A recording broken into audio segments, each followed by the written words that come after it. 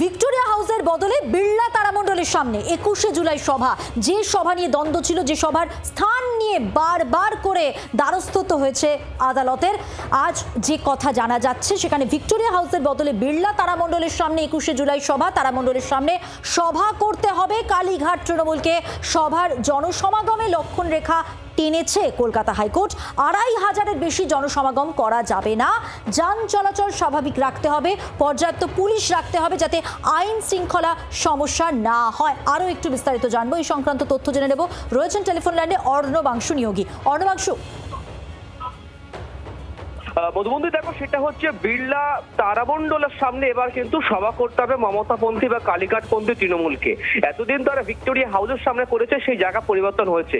সব থেকে বড় কথা, এতদিন হাজার হাজার লোক হতো, তার পরিবারটা মাত্র 2500 লোক নিয়ে সভা করতে হবে, রাস্তা আটকানো যাবে না, এমনটাও বলা হয়েছে হাইকোর্টের তরফ থেকে, কোর্টের তরফ থেকে। তবে আশঙ্কা প্রকাশ ছিল হাজার মতো মিছিলে হয়তো হামলা হতে পারে, সেই জন্য পুলিশকে ইনস্ট্রাকশন দেওয়া হয়েছে পর্যাপ্ত পুলিশ রাখতে হবে যাতে কোনোভাবে আইন শৃঙ্খলা না হয়, তা পুলিশকে সেটা এনশিওর করতে হবে।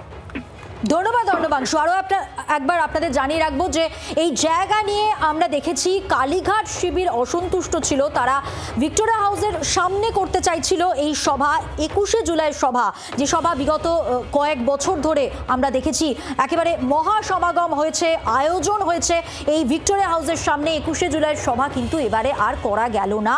তারামণ্ডলের সামনে সভা করতে হবে কালীঘাট তৃণমূলকে, এমনটাই বলা হয়েছে।